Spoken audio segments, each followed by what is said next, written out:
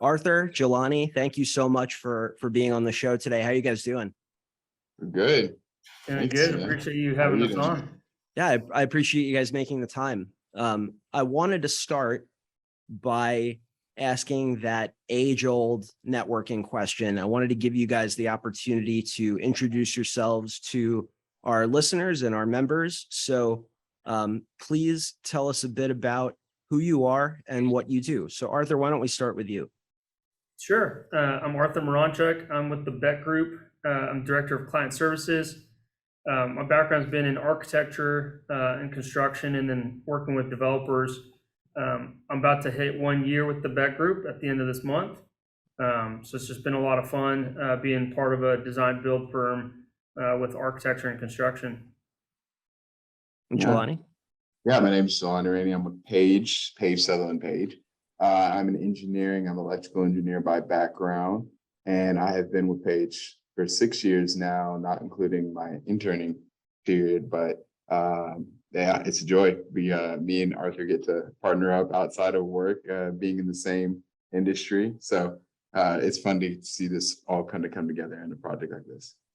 Yeah, that's great. I mean, obviously we're here to talk about the 2022 Young Guns project, and I'm curious as to how you guys go from, being a Young Guns member, getting involved, getting acclimated to the work that the Young Guns do. How did you get involved with the Young Guns and Trek Community Investors, and why was leading the Young Guns project, of the board roles that you could have been nominated for or nominate yourselves for, why was that something you guys wanted to pursue? Have you worked on a Young Guns project in the past?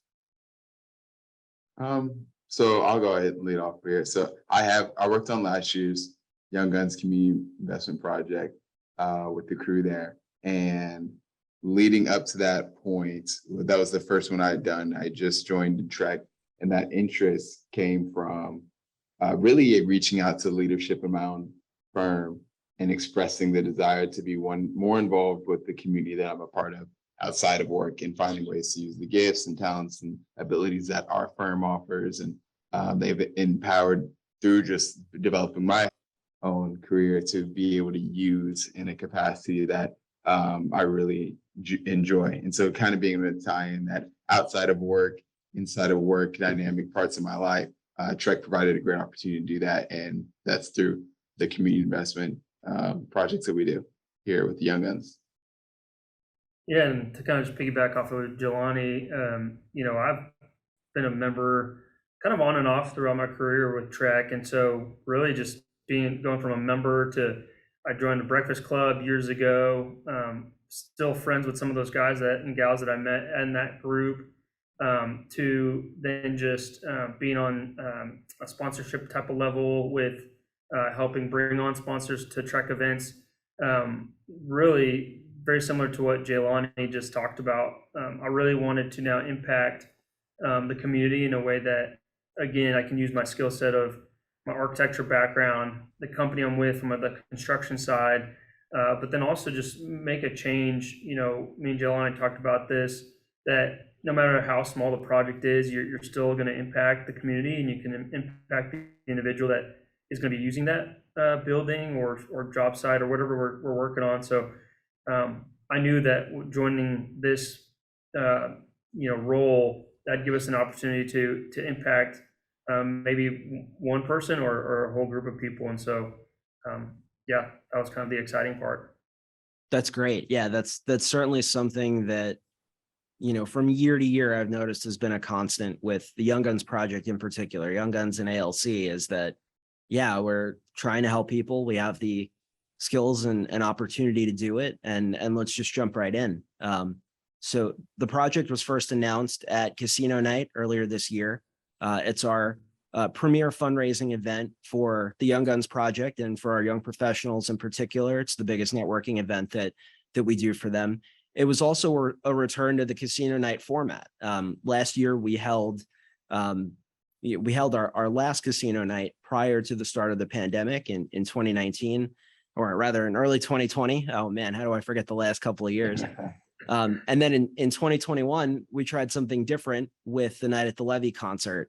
how did you guys enjoy the return of casino night and, being on hand to share the details of the project with, your peers in the Young Guns? Did you guys go to night at the Levee? Had you been to casino night previously? What was this year's experience like for you guys?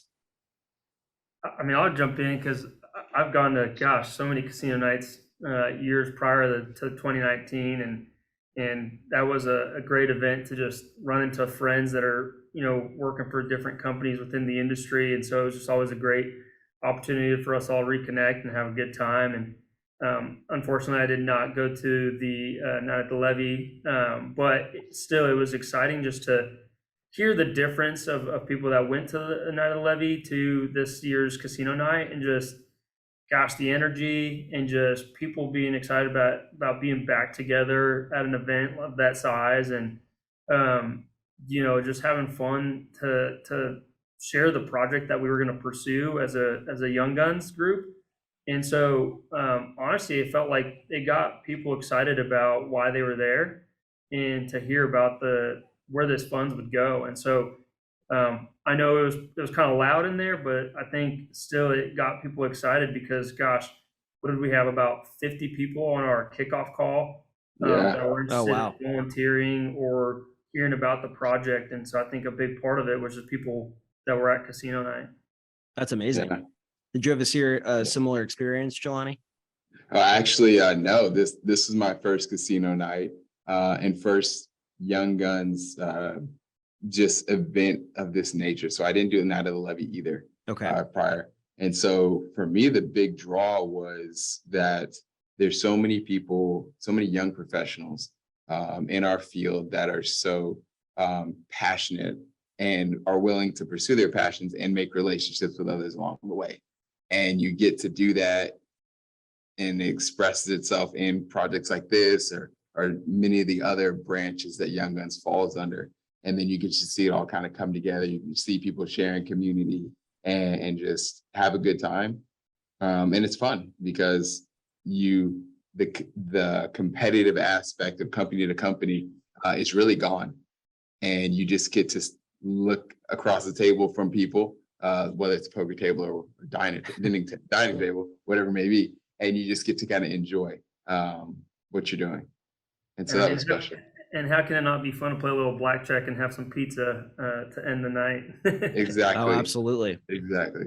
So for this year's project, the Young Guns are going to revitalize 2 quadplex apartment buildings in the Forest District in partnership with St. Philip's School and Community Center.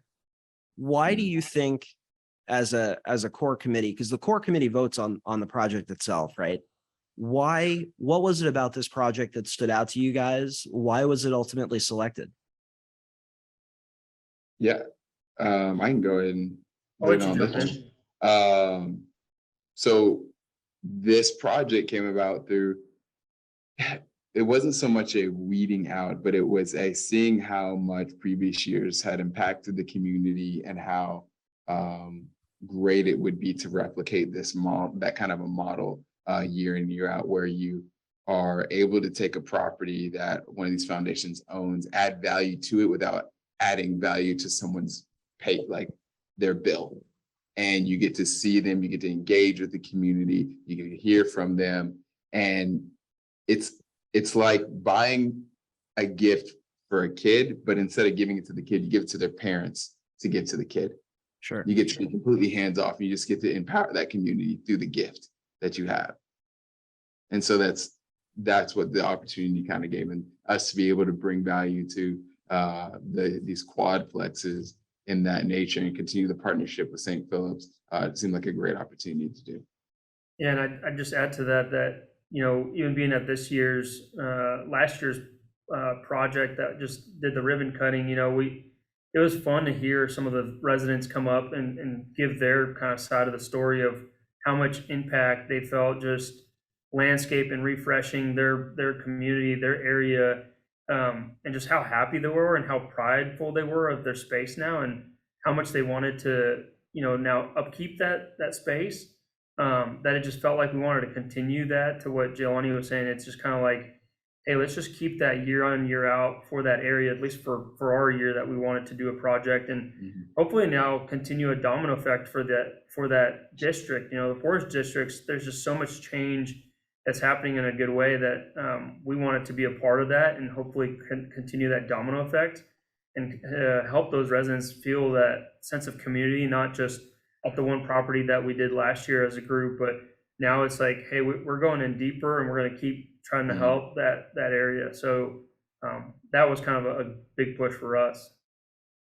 So I'm curious, in the last few years, we've taken on several projects to renovate and enhance housing as part of our ongoing neighborhood revitalization initiatives, the Dallas Catalyst Project, you know, where this project falls under, and then also the Dallas Collaborative for Equitable Development.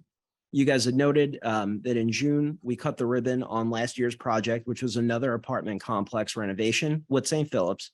And we got to hear residents and community leaders talk about how special it was for these renovations to happen, and, you know, create that sense of community pride and belonging, really something that I think a lot of us take for granted about our own neighborhoods, maybe the places that we permanently reside or maybe grew up in. And frankly, that hasn't really been the case for the neighborhoods that we're affecting in the Southern Dallas area. Would you say that this project shares similar goals to last year's project, where as much as it is about renovating the structures and the buildings themselves, also, you know, creating an environment where residents can have that sense of community pride and belonging? Yeah. I think you hit it right on the head with everything you just listed. I mean, in addition to just, I think with this year's project, we have a little bit more opportunity to create some outdoor space as well for these quadplexes and for the neighbors to hang out. And, you know, I think one other piece that we're hoping to do to impact St. Philip's is using this project as an opportunity to mentor some of the students with an after school program that they do in the fall and coming up in September. And so we're hoping that we can get this project going in a way that we can actually show the students how far we've come and the pieces we've had to do to get to where we're at. But I think exactly what you said is a big reason why we gravitated towards it. Jelani, do you have anything to add? No, I mean, Arthur hit it right on the head. That's a lot of the reasons why. And yeah, I've got nothing more to add. That's a great answer. That it seems to be this sort of added dimension to this concept of housing. I think it's really easy for you to think of like affordable housing or improving housing strictly in terms of we're adding this many units, we're putting an extension on to add this many apartments or whatever it is, or just putting sheer housing volume in a community. But how important is this sense of that community pride, that ownership over our community and its future? How important is that to just overall neighborhood revitalization? It's huge because you get to, again, add value to the community without affecting the homeowners. It's like if you invite a friend over to come and help you with a project, you don't want them to take over and make it feel like it's not your home or your project anymore. Sure. And so that's what we get to do now is we just get to come alongside them in the same mindset and goal, which is to build up their community and do it in a way that doesn't come at expense to them. And so while some may have huge goals to just do grand projects of adding the huge buildings and all the excessive things, sometimes it's not always needed. And you can just start small by impacting those that have been so faithful and loyal to their community and just start there. Yeah, I think the only thing I'd add is just, you know, Jelani, you said it before, it's empowering. We're kind of the hope is you're giving them pride to empower on their properties or the homes that they are, you know, in and with their neighbors. You know, it's a quadplex, so the people they live next to is hopefully somebody they enjoy being next to, and so that's you know, creating a space and creating a pride in their driveways is the hope that we create that community pride to continue. So can you guys walk me through sort of the scope of what you guys will be working on? So just to create a little bit of context, these buildings, they're owned by St. Philip's, right? And it's part of a general, I guess, project list, you could say, of needs that St. Philip's has around their community. But what aspects of the buildings will you guys be renovating? And what lies ahead to being able to get this completed, over the course of the next year? I don't know, Jelani, did you want to run through some Yeah. items? I've got the list as well, but Yeah. So from a high level standpoint, the project includes two separate properties that are quadplexes here in the Forest District area. One is located on Linway Street, 1401, and the other one is on Cleveland Street at 3302. And the goal of the project is to really, from a whole revitalization standpoint, originally is to start with the landscaping of the area and also address exterior finishes, and then all their aspects around the sites. And so we had a project budget, courtesy of just the great efforts that came from Casino Night and the funding leading up to that, of $70,000, which is a huge win because that is more than we've had in previous years. And so we have been able to expand part of that scope into looking into ideas for just paving the drives, the new asphalts, community areas like Arthur had mentioned earlier. There's some roof repairs, some trim repairs, and just grow the scope to ultimately do as much as we can for these properties, from an exterior standpoint, landscaping standpoint as we can. yeah, and then the other part is what Jelani was saying, because we had such an amazing turnout at Casino Night and raised way above our goal.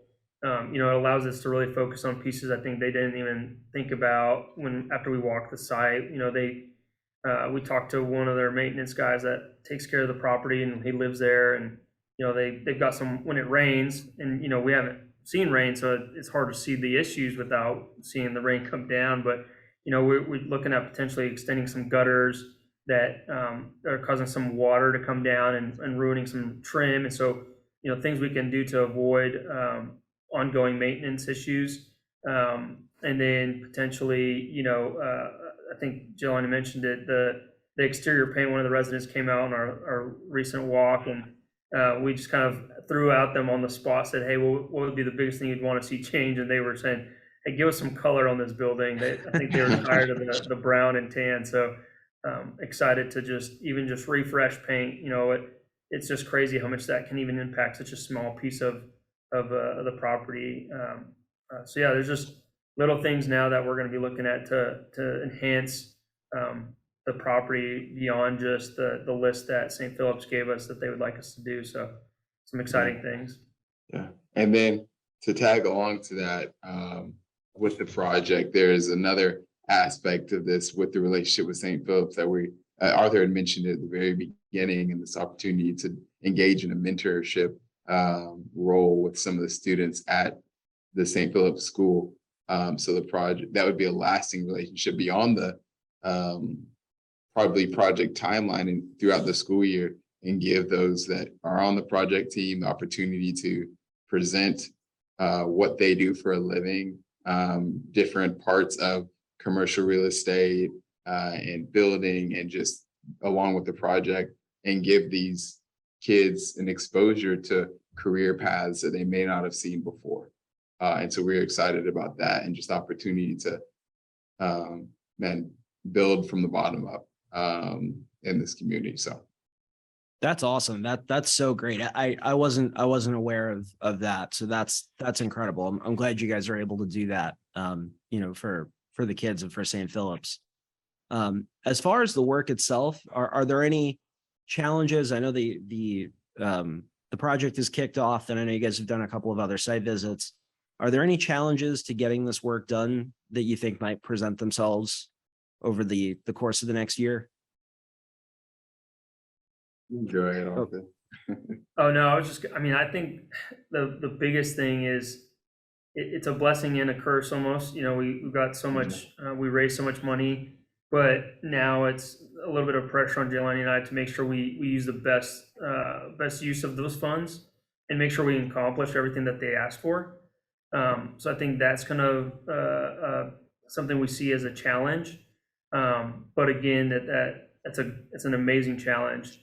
I think the other part would be some of the big asks, the repaving and making sure that those budget items, as we all know, the cost of materials and escalation costs have gone up, and same with labor, that, we try to utilize potentially some in-kind donations and people that could, come and give us some of their time at a different cost and what the market's showing.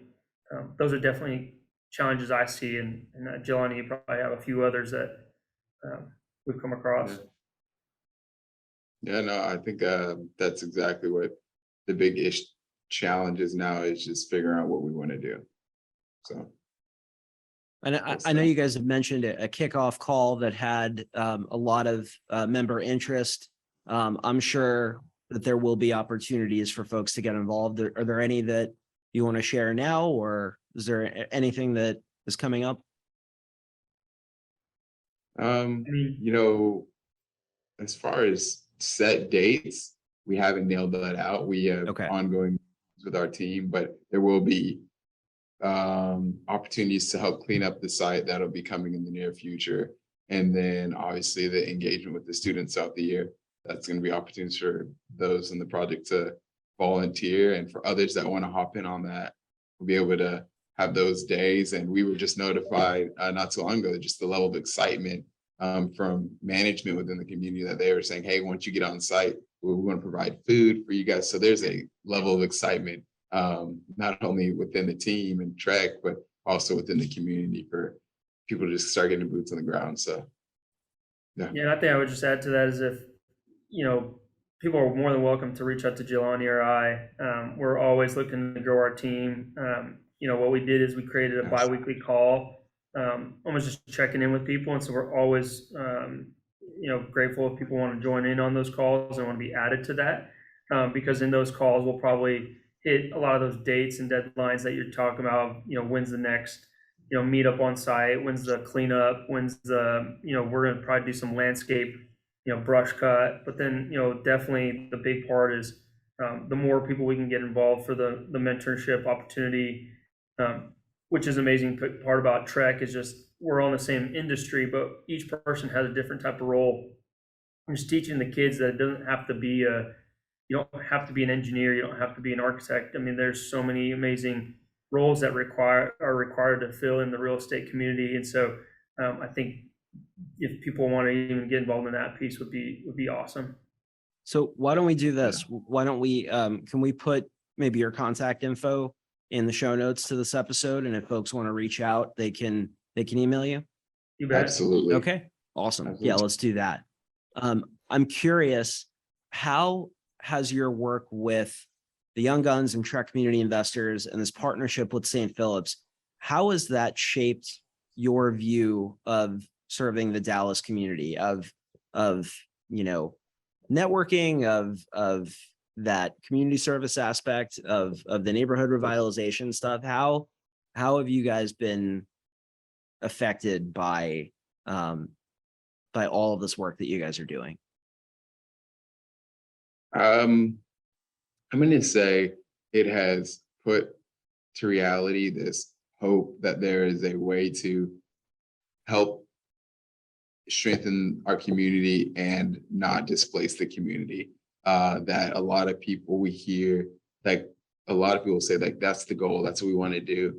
And then it just sometimes, unfortunately, doesn't go the way that it's planned. And there's like always that delicate balance of like, how are we really going to accomplish this? And what St. Philip's has done by acquiring some of these properties before other organizations with wrong intents come in and do that, and do so in a harmful way, and then allowing TREC to come alongside to partner and just use our gifts and talents to do the work. It really has just reshaped that idea of, okay, there's a way, it's possible. Let's keep replicating this and keep doing it. Yeah, I think the other part I'd like to add just is that, some people might feel like, oh, I'm young, or, we're a small group, or, hey, we can't impact, we're not in politics with the city. It doesn't take much to make a change and make an impact on, say, a person's life. And so small projects can make big impacts. And so that's what excites me about what we do with St. Philip's and what the TREC community investment partners do. And so I think it just kind of opens your eyes of, wow, we can, even just some landscape and some things to a few quadplexes, the domino effect it can create to one person's life, or the group that lives there. And so, I think that'd be just my 1 cent that I'd like to pass on to the young group of people, or your listeners, that, hey, it doesn't take much to make a change or an impact. Yeah. So we typically get an influx of new Young Guns members during the summer months. They also tend to be listeners. So if you're listening to this and you're a new Young Guns member, thank you for tuning in and welcome to TREC. I want to put you guys on the spot again with your sales pitch. What would you say to them as far as why they should get involved with Young Guns? How have you guys benefited from being a part of the Young Guns? Could be in career aspects, could be networking, could be this project. How do you get them on board, and how do we keep this train rolling, so to speak, with our Young Guns members and all these new people either entering the industry, entering our organization, and just getting them involved? Want to go first, Jelani? Okay. It's a tall order, I understand. Well, but I'm going to reach back to what I said earlier in the podcast, in that TREC gave me the opportunity to take my passion and my desires and partner them with my professional field career, and really allowed it to just go and in a direction that can be just magnified through connections with others and similar shared interest. And that's been the most fulfilling aspect of being a part of TREC.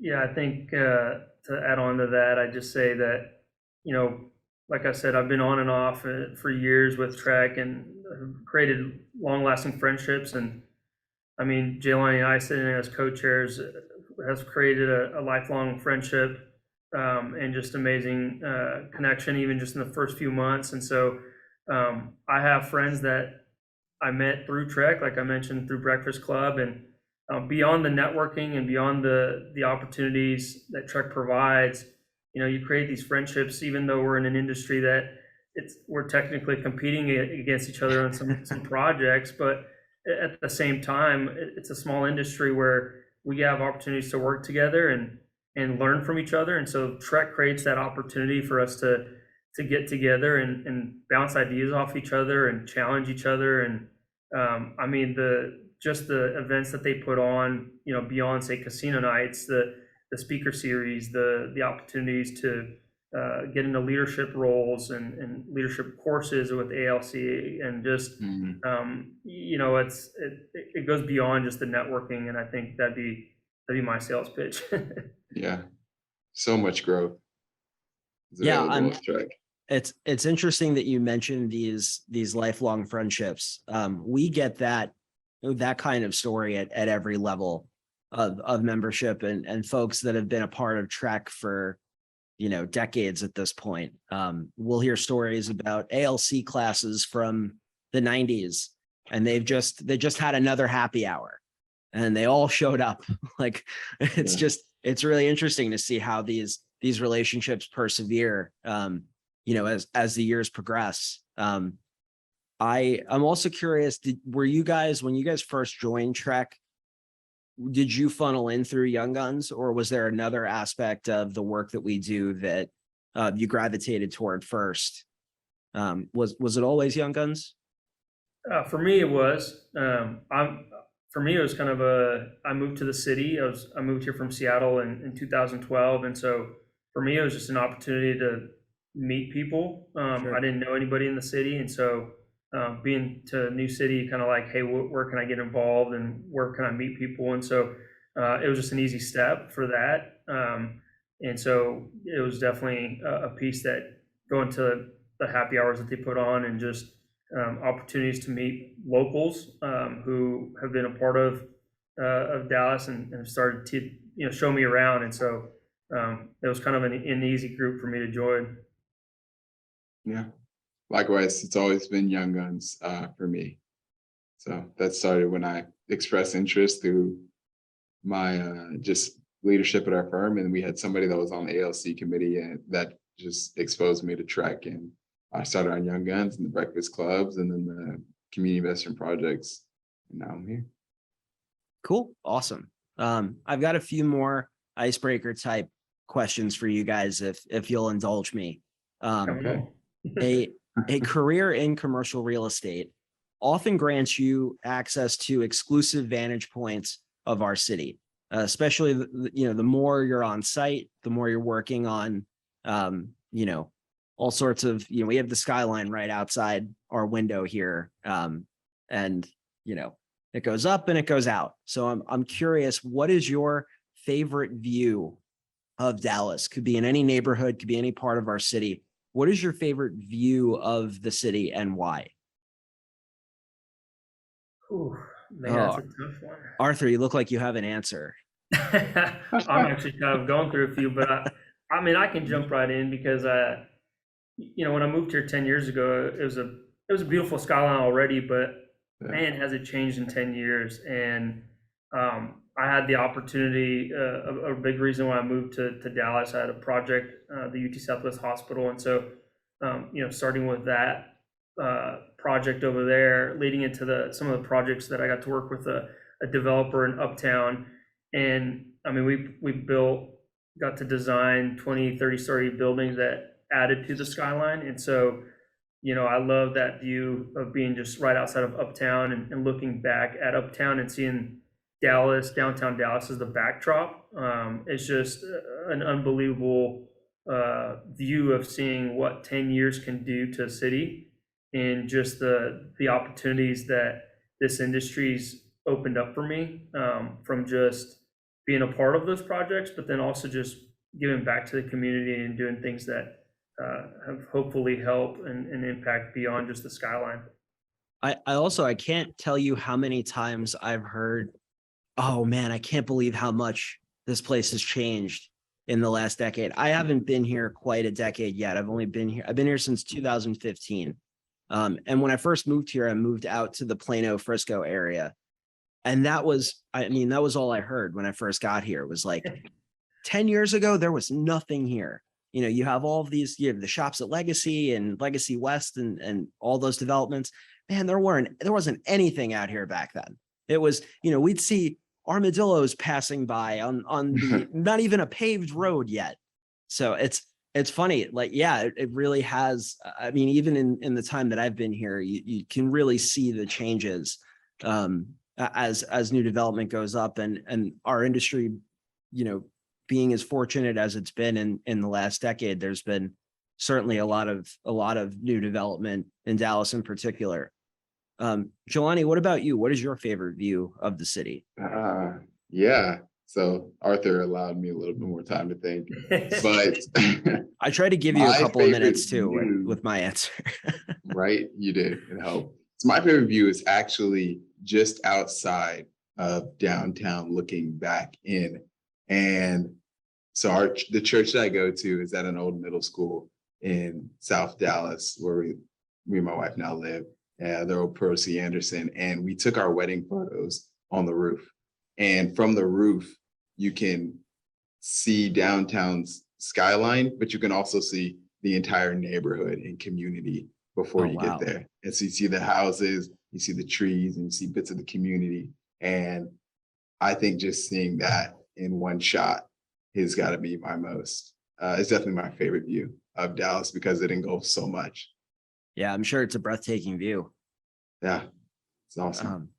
You're driving up into Dallas off of 75, and they've got all these billboards up on the side of the highway, and you have one of them, and you can put anything you want on that billboard for people to see as they drive by.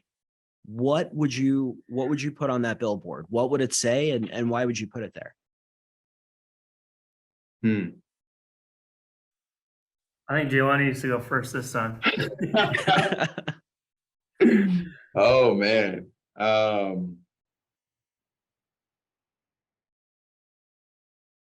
What's your why? Every morning, if you're coming in to the office, what's the reason? What are you living out? What's driving you? What are you pursuing? Is it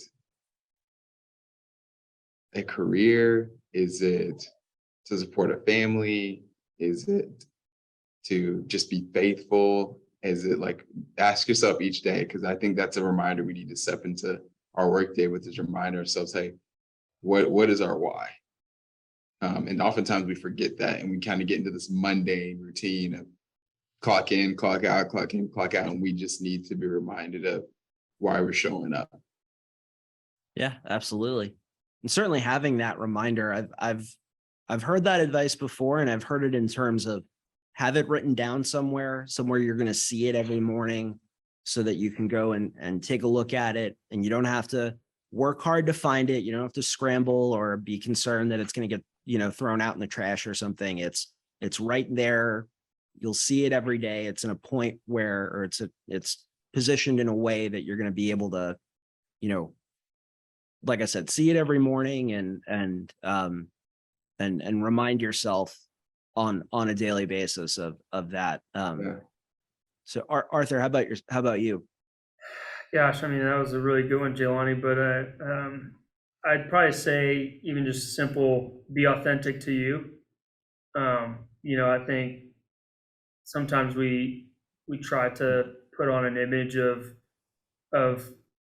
fitting in or something. I think if you can be authentic to yourself, that might bring joy. And if you bring joy out to others around you in the office or wherever you may be, you might impact somebody's day.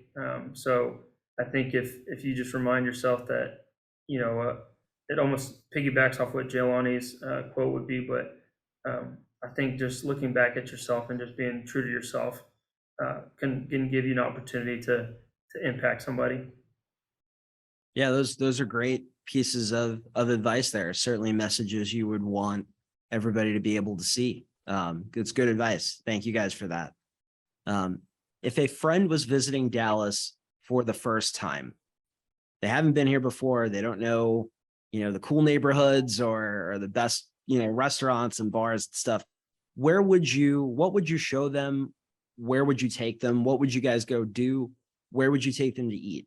Map out that kind of day for me with that friend. Gosh, I'll go first because I can't tell you how many weekends I've had to do that over the last 10 years, and especially in the most recent years as DFW has become such a popular place for people to move that I think I've had half the West Coast come try to visit and ask where should they go. Gosh, I'd say in the last 5 years that's changed, and as you guys know, Dallas is such a foodie spot, so I think good food spots keep changing. But gosh, I'd always start with the simple ones, just because I lived in Uptown when people came to visit a lot. So, it was, hey, let's walk over to Clyde Warren Park, and it's such a unique park to the city. It's such a good backdrop of seeing the city in a different way. And then of course you kind of need to do some of the tourist spots, take them down to the JFK, Grassy Knoll, and the Eyeball is always fun, and showing them the cantilevered pool from the Jewel. And then, I mean, you got to make it over to Fort Worth, and you got to take them to Billy Bob's, and hopefully there's a concert. If not, you could take them to Red River. But you got to do a little honky tonk with people from the West Coast. They got to get good flavor of Texas from just that. And then you have to take them to a good Tex-Mex spot. So gosh, I don't even know. There's so many good ones to go. But I mean, people on the West Coast, they think they've had queso, but it ain't queso until they've had it here. Do you have a go-to Tex-Mex spot? Do you have a favorite? Oh man, I think Miko, of course, is an easy one. Just because they've got good drinks, they've got good food, great service. I'd say that's probably an easy one, and especially you can kind of knock out two birds with one stone with their new location right there at Clyde Warren. Sure. Just a quick plug, right? Miko, you can Right. reimburse me later for that. You guys got my tab next. I think free chips and salsa coming your way. Yeah, we'll put them on their influencer budget. There you go. All right. Jelani, where would you take a friend who's new to Dallas? Yeah. Man, I loved going to the fair growing up. So one of the first stops is the fairgrounds, and showing them the Cotton Bowl. There's just so much that engulfs Dallas's history that starts there. And walking through there, probably go up to Deep Ellum, walk the streets up a little bit since we're right in the area.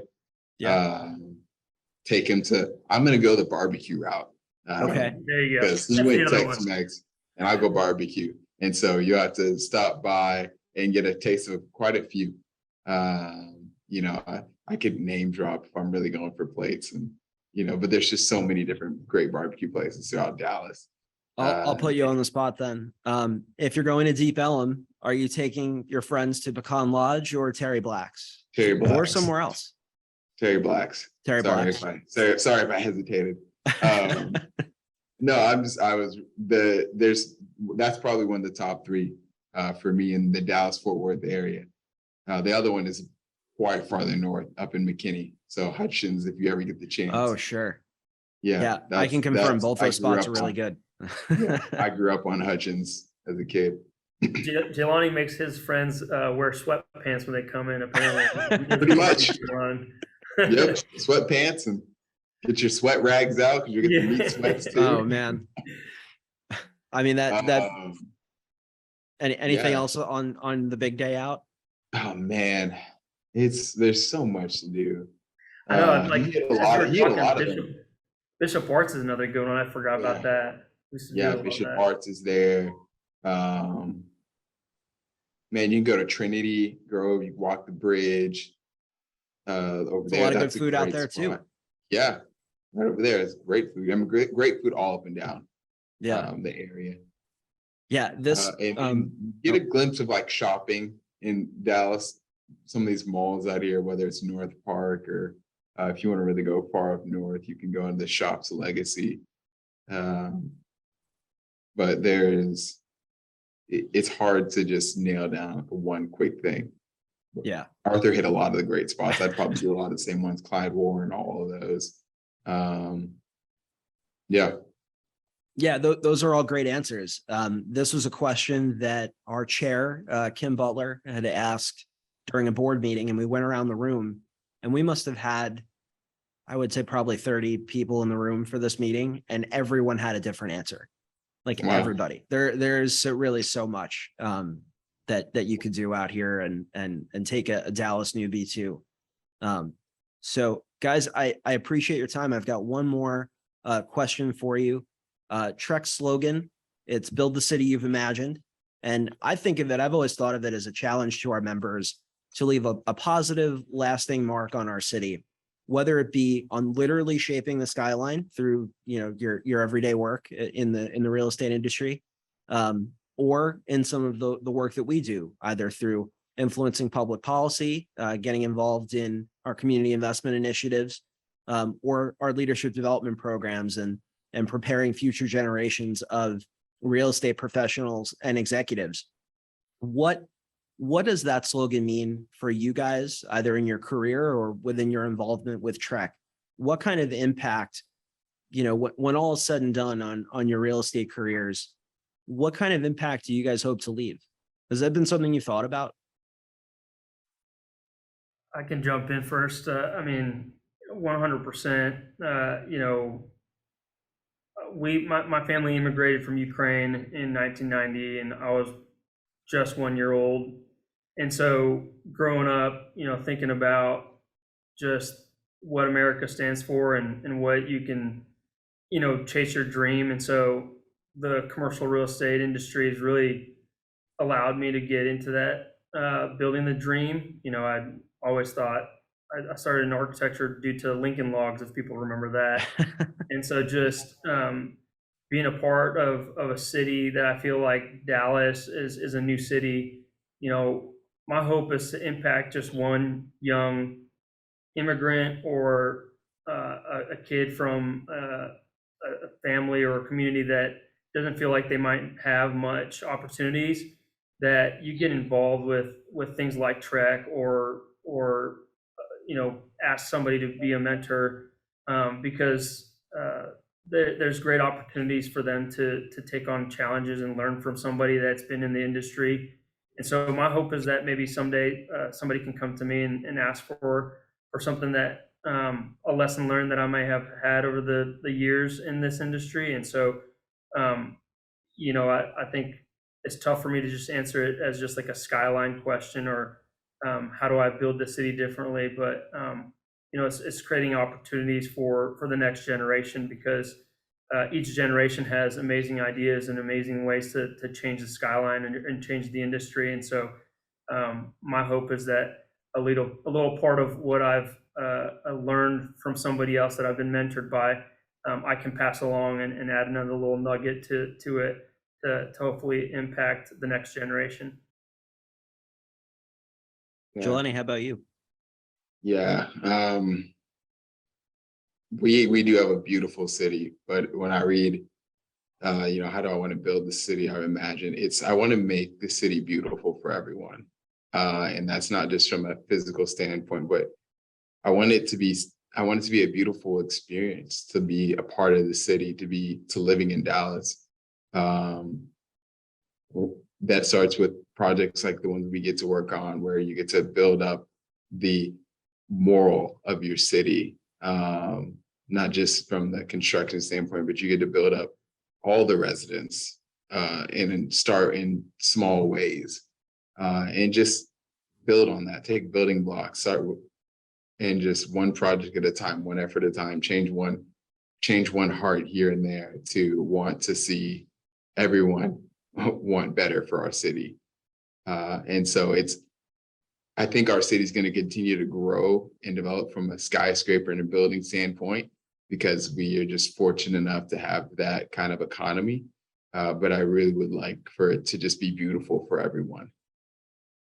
Guys, I appreciate your time today. Thank you so much for coming on the show and talking a bit about the project. Like we talked about, we'll put your contact info in case folks want to reach out and be a part of the Young Guns project. But best of luck to you guys on this journey. I can't wait to see it when it's finished. Awesome. Hey, Appreciate it, can't wait Bill. to show you. Thank you guys for letting us jump on. Absolutely. Yeah, thanks, Bill.